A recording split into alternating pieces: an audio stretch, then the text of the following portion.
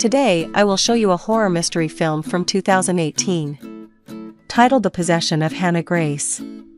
Spoilers ahead. Watch out and take care. Inside an abandoned church, a girl is restrained on a bed. There are 3 men with her there, 2 are priests, 1 is her father. The older priest is performing an exorcism on the girl, Hannah. He comes closer to see if she's still breathing and she awakens, the demon controlling her body. The other priest sprays her with holy water as the older one continues with the exorcism. The girl's convulses and her father comes closer begging her to fight. The demon pretends it's the girl for a moment, changing its eyes to her eye color, but laughs as it tricks the father. It takes control of the older priest as well and flings him across the room, killing him. Then, it starts suffocating the younger priest. Seeing what's happening, the father takes a pillow and kills the girl, which releases the other priest from the hold of the demon. The girl's fingers move. 3 months later, Megan walks into a hospital for a job interview and is immediately joined by Lisa. They can be seen drinking coffee, as Lisa tells Megan that she will be there to help. Next, Megan is walking to the facility with Dr. Lewis, who's explaining her new job to her. He asks her about her issues at her previous job as a cop, but she says she's much better now, saying she can handle the job. They enter an elevator and the doctor says that after a while people get creeped out by the job, their imaginations running wild. She doesn't think that will happen to her. As they're going deeper inside the basement area, he tells her that the night shift can only get in and out of the facility by swiping their security card. He keeps showing her around the facility and takes her to the intake bay, telling her that while on duty she can never leave the premises. After the intake bay, she is to take the bodies to the receiving room, where she is to take pictures of them as well as scan their fingerprints. They finally enter the facility's freezers and he welcomes her to the team. The next night, Megan walks into the dark hospital and talks to security in the reception area. One of the guards introduces himself as Dave and welcomes her to the night shift. Megan goes down to the resting home. Later, she's seen working on the computer. When the lights go out, she turns them back on when a body arrives at the intake bay. Her and an ambulance worker transfer the body to the receiving area as they talk. Next, she's capturing images of the body, then scanning its fingerprints. She puts the body in the freezer, but Dave jumps out and scares her. He follows her around, apologizing. Later, Megan continues with her work, goes to the restroom, and when she comes back, she has a vision of a man standing in the hallway. Upset, she goes to take some pills, but stops herself. Next, she's seen in an AA meeting, sitting next to Lisa, telling the group about the man she saw previously. He was someone she was about to arrest when she was a police officer, but he shot her partner before she did anything. She shares that when she remembers the incident, she wants alcohol and pills. That day, someone wakes her up knocking on her door. It's her cop ex-boyfriend Andrew, who's there to get the rest of his things. She tells him about her new job, but he doesn't think it's the best idea to be spending that much time alone. Megan tells him that it was Lisa's idea, who's her sponsor, and that the night shift worked great for her. The next night, she's at work and the alarm for the intake bay comes on. Megan goes to check, but there's no one there at first. Suddenly, a homeless guy jumps out at her asking her to let him in. She doesn't do it and calls security to inform them about the man when an actual body is ready. At the intake bay, the ambulance driver, Randy, asks her to come out and help him with the body, because he can't move it alone. She reluctantly steps out, knowing that's against regulations. As they're moving the body, the homeless man walks inside the facility and takes the elevator, but Megan doesn't see him. Randy is much chattier than the previous driver and starts telling her about the body, as they're transferring it. The body was found in an alley and the perpetrator escaped. With no clue of who he is. The body is Hanna. Randy keeps talking about it, saying whoever killed her also tried to burn her body. Megan escorts him out. The lights on the other end of the hallway come on as she walks inside to process the body. The first image she tries to capture fails. She tries again with no result. Megan moves the camera and tries to take another photo when she hurts herself. She decides to move on to the fingerprints. She takes them and starts scanning them in. When the computer fails, too. Not sure of what to do, Megan places Hanna's body in the freezer. But as she's pushing it inside, one of the tables starts shaking and a few vials fall down, shattering. She goes to pick them up and cuts her hand. Returning to push the body fully inside the freezer, a drop of her blood falls on it. Still in the freezer room? She dresses her wound and suddenly the freezer door opens. She checks and closes it. Next, she goes to her computer and uses Andrew's password to check on Hanna's case. She prints out her file and goes to check on the body again. The eye color in the file isn't the same one as the body. All of a sudden one fly appears on the body and then a whole swarm of them, frightening Megan. She takes another look, but the flies aren't there anymore.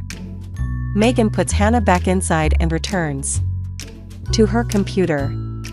Suddenly, she hears a noise and she goes to investigate, only to find out that the body is gone.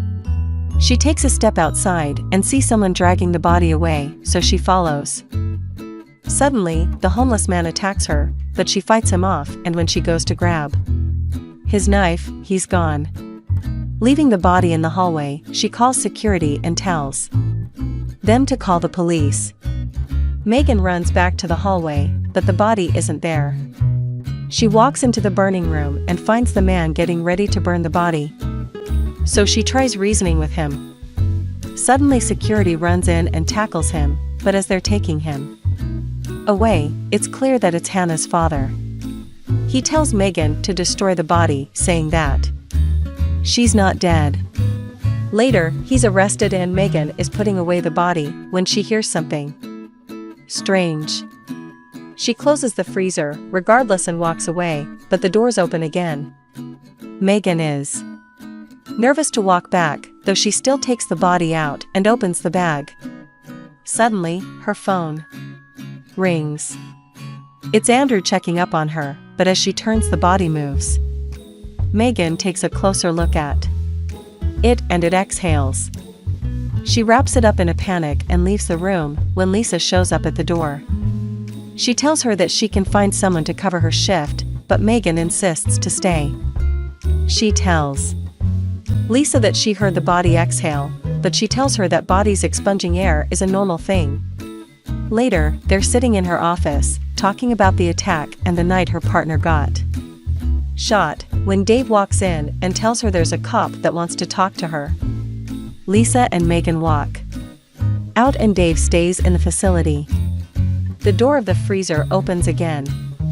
The cop waiting for her is Andrew. He asks her how she is, but then starts asking her about a bottle of pills that have gone missing from his stuff.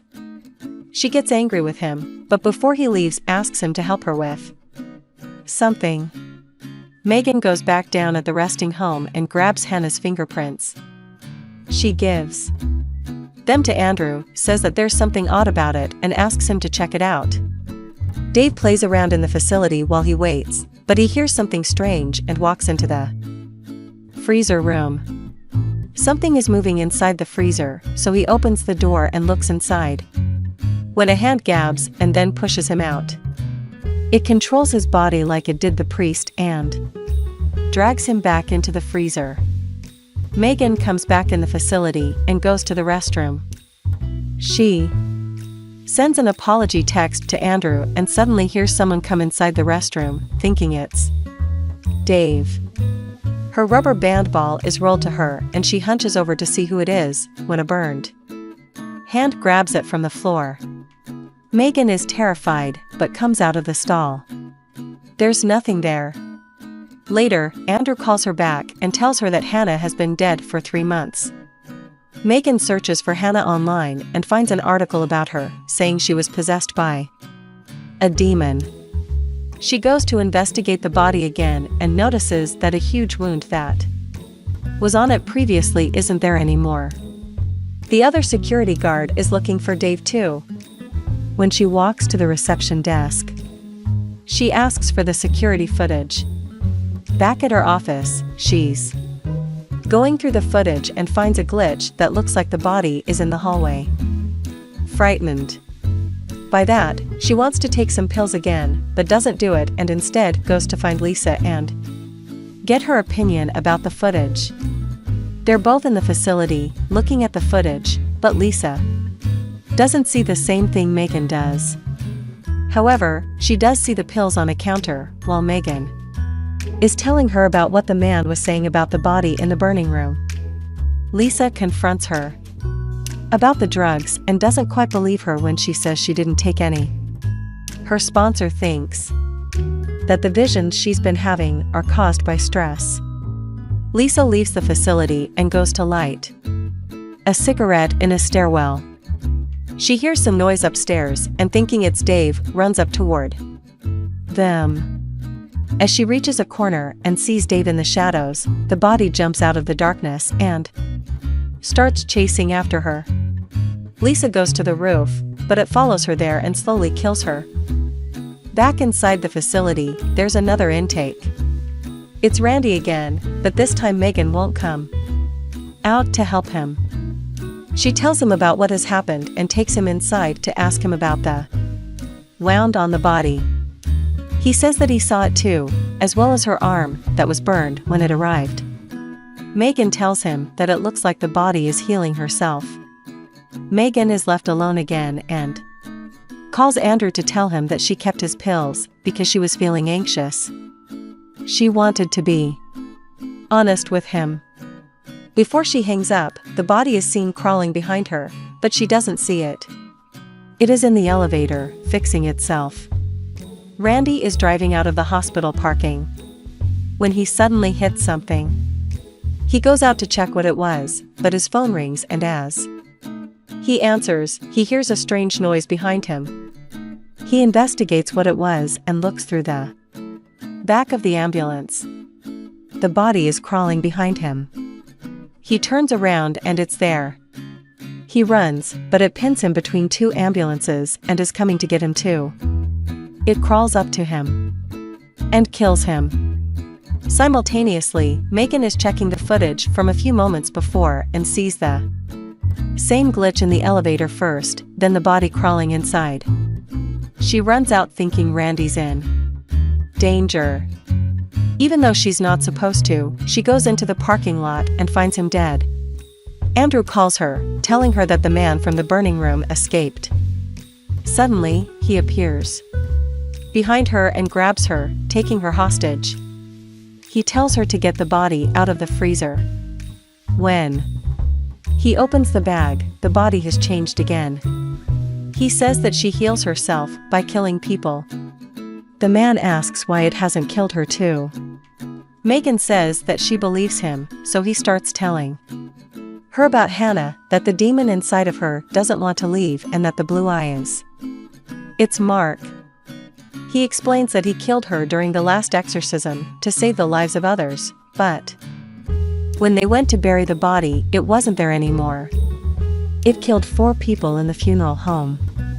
They go to the burning room, as he tells Megan that the only way to destroy the demon is to burn the body. As she looks at the fire, the demon incapacitates Hanna's father and goes after her next, but the man attacks it and saves Megan, only to end up burnt himself.